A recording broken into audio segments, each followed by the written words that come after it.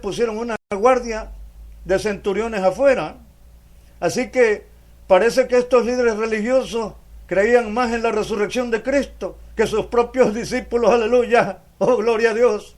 Pero lo cierto, amigo, amiga, es que estos líderes religiosos corruptos tomaron medidas extremas para que el cuerpo de Cristo no fuera robado, para que el cuerpo de Cristo no fuera robado. Aleluya. Ellos querían, fíjate bien, ellos querían demostrar que la promesa de Cristo, cuando Él anduvo predicando de resucitar de entre los muertos, era una mentira. Eso querían probar ellos. Ellos querían probar esto. Por eso los líderes religiosos hicieron todo lo posible para eliminar cualquier tipo de testimonio de que Cristo había resucitado de entre los muertos. Así que robar el cuerpo de Jesús hubiera sido lo último que sus enemigos hubieran hecho. Hubiera sido lo último que sus enemigos hubieran hecho. Ahora bien, si ellos hubieran robado el cuerpo de Jesús, simplemente lo hubiesen mostrado cuando los discípulos comenzaron a predicar su resurrección, para acabar así, de una manera contundente, con la predicación de los seguidores de Cristo. Pero los enemigos de Jesús nunca mostraron su cuerpo. ¿Por qué? Porque simplemente no tenían ningún cuerpo que mostrar. Oh, la tumba estaba vacía. Cristo había resucitado de entre los muertos. La tumba estaba vacía, porque nada podía retener al autor de la vida, nada podía retener a aquel que hizo los cielos y la tierra, nada podía detener al que hizo el sol y las estrellas, nada podía retener de la muerte a aquel, que venció a la muerte en la cruz. Nada podía retener a Jesús, el Hijo de Dios, en la tumba, porque Él resucitó, está a la diestra del Padre, intercediendo por nosotros, está intercediendo ahora mismo por ti, amigo, amiga, que nos escucha, para que tú creas y seas salvo de la condenación eterna. Aleluya. La tumba estaba vacía, la tumba estaba vacía. Cristo había resucitado de entre los muertos. Aleluya. Cristo había sido glorificado. Pues no se ha hecho esto en algún rincón, dice la Biblia. Entonces, el sepulcro vacío es la primera evidencia de la resurrección de Cristo de entre los muertos. Pero hay más. Segundo, los relatos de los testigos oculares. Cuando Jesús fue crucificado, escucha bien, sus discípulos no tenían ninguna esperanza. Ellos no tenían ninguna esperanza de nada, porque su fe estaba destruida. No tenían ninguna esperanza de ver a Cristo vivo de nuevo. Pero la Biblia dice que entonces vino a ellos Jesús de repente, y puesto en medio de ellos les dijo: paz a vosotros, paz a vosotros, paz a vosotros. Aleluya. Juan 20:19. Y entonces, los discípulos entendieron que Jesús resucitó de los muertos y dijeron que se presentó vivo, con muchas pruebas indubitables, apareciéndose a ellos durante 40 días, dice Hechos 1:3. Y el apóstol Pablo dijo que apareció a Cefas y después a los 12, después apareció a más de 500 hermanos a la vez, de los cuales muchos viven aún y otros ya duermen. Después apareció a Jacobo, después a todos los apóstoles, y al último de todos, como a un abortivo, me apareció a mí. 1 Corintios 15, 5 al 8. Fíjate, Cristo se apareció a muchos, pero la Biblia dice que hubo una aparición especial que fue masiva, y que Dios quiso dejarla como testimonio también de entre todas las apariciones que el Señor hizo resucitado. Y está aquí en 1 Corintios 15, 5 al 8 que acabamos de leer. Cristo se apareció a más de 500 personas a la vez. Versículo 6 dice: después apareció a más de 500 hermanos a la vez, de los cuales muchos viven aún. Así que fue un testimonio, amigo, amiga, abrumador. Vemos que fue abrumador el testimonio de cientos de personas que habían visto a Jesús después de su resurrección. Algunos de ellos una y otra vez lo vieron a través del curso de 40 días, dice Hechos 1:3. La regla de la Biblia, según vemos, para constatar una verdad era el testimonio de boca de 2 o 3 testigos, pero aquí Dios había dejado cientos de testigos que vieron a Jesús resucitado. Fíjate bien, hoy se requieren según la ley, 12 personas para llegar a un acuerdo en un jurado y resolver un asunto importante en la mayoría de los países.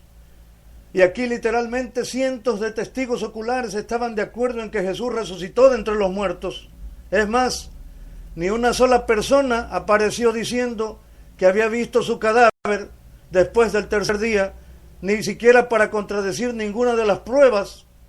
El testimonio de aquellos testigos oculares, testigos que habían palpado al Salvador, lo palparon, sintieron las marcas de los clavos, los huecos en sus manos y pies, lo vieron comer, tuvieron comunión con él por 40 días, todos los días, un día tras otro, pudieron tocarlo, pudieron palparlo, y este testimonio, aleluya, es la evidencia más fuerte que cualquier caso necesita para declararlo como verdad irrefutable. Cristo está vivo, Cristo resucitó de entre los muertos, Cristo, el Señor, el Hijo de Dios, nuestro Salvador. Oh Señor, estás vivo, por eso tú puedes hacer las obras que haces, Señor, porque nadie puede hacer las obras que hace, oh Señor, si no estuvieras vivo, porque la evidencia es tan abrumadora, aleluya, que solo aquellos que no quieren creer y no revisan la evidencia, la rechazan. Pues no se ha hecho esto en algún rincón, dice la Biblia. El sepulcro vacío y los cientos de testigos oculares entonces son pruebas fuertes de la resurrección de Cristo de entre los muertos. Pero hay otra prueba más.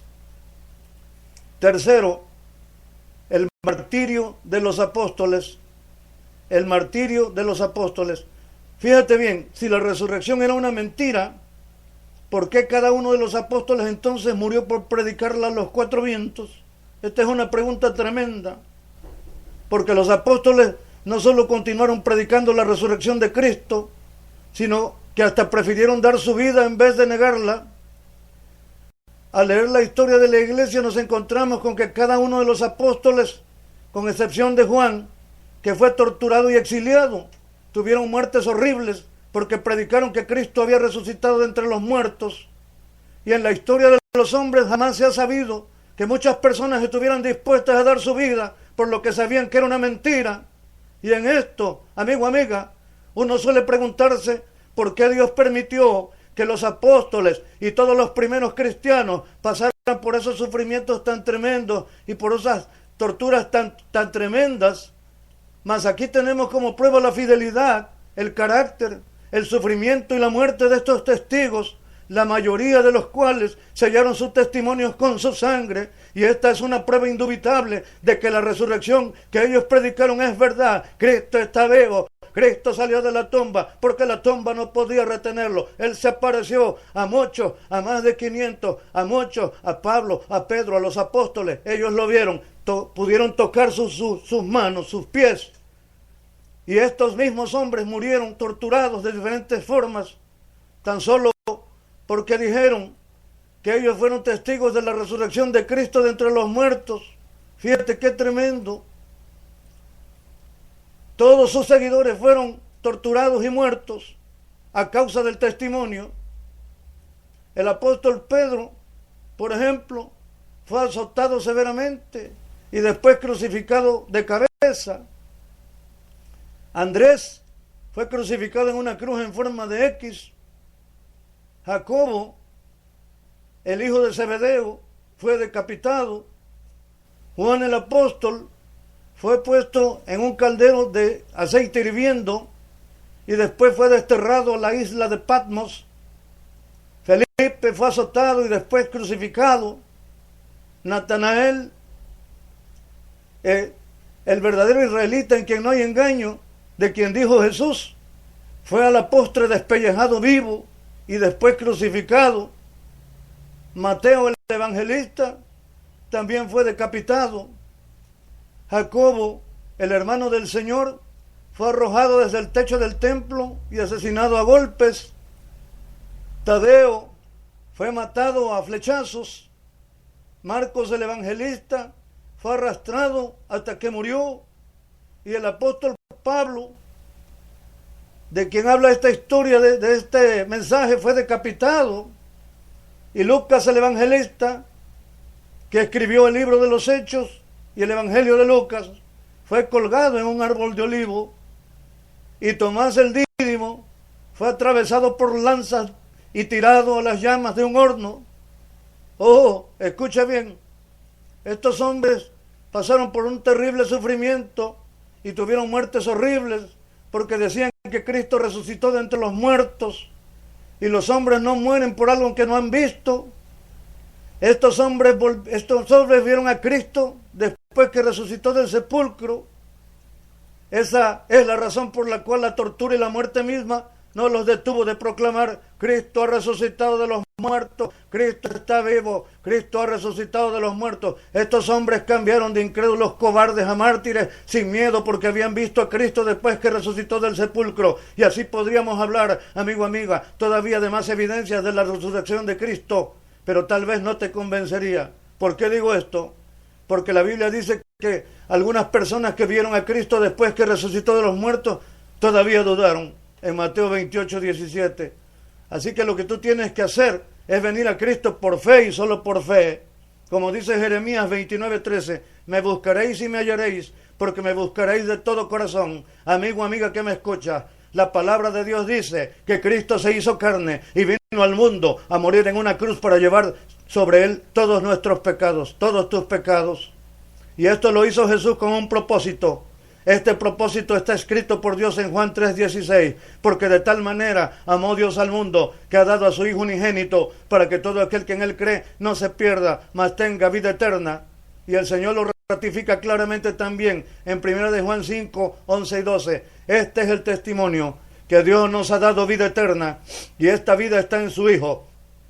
El que tiene al Hijo tiene la vida. El que no tiene al Hijo de Dios no tiene la vida. Romanos 10, 8, 11. Mas ¿qué dice? Cerca de ti está la palabra, en tu boca y en tu corazón. Esta es la palabra de fe que predicamos, que si confesares con tu boca que Jesús es el Señor y creyeres en tu corazón que Dios le levantó de los muertos, serás salvo. Porque con el corazón se cree para justicia, pero con la boca se confiesa para salvación. Pues la Escritura dice: todo aquel que en él creyere no será avergonzado. Entonces, ¿qué se debe hacer para ser salvo de la condenación eterna? Solo cree en el Señor Jesucristo y serás salvo tú y tu casa, amigo, amiga. Si tú crees que Cristo Jesús vino al mundo en carne, murió en una cruz para limpiar tus pecados y resucitó al tercer día de entre los muertos, puedes ser salvo hoy si estás dispuesto a creer y seguirlo. Solo debes hacer la oración de fe al Padre y confesar a Jesucristo como tu Señor y suficiente Salvador. Si quieres recibirle ahora, solo repite la oración de fe conmigo. Repítela. Altísimo Padre Santo, reconozco que soy un pecador y que te he ofendido, Señor. Me arrepiento de todos mis pecados. Te entrego hoy mi corazón. Entra en él y cambia mi vida, Señor. Le abro la puerta a Jesucristo, tu Hijo amado, el que murió y resucitó de los muertos por mí. Oh, límpiame y lávame con la sangre preciosa que Jesucristo derramó por mí en la cruz del Calvario. Cámbiame, Señor, y hazme la persona que tú quieres que sea de hoy en adelante. Te doy gracias por escribir mi nombre en el libro de la vida, y te doy gracias por regalarme la vida eterna en el precioso y bendito nombre de tu Hijo amado Jesucristo. Aleluya. Oh, gloria a Dios. Amén.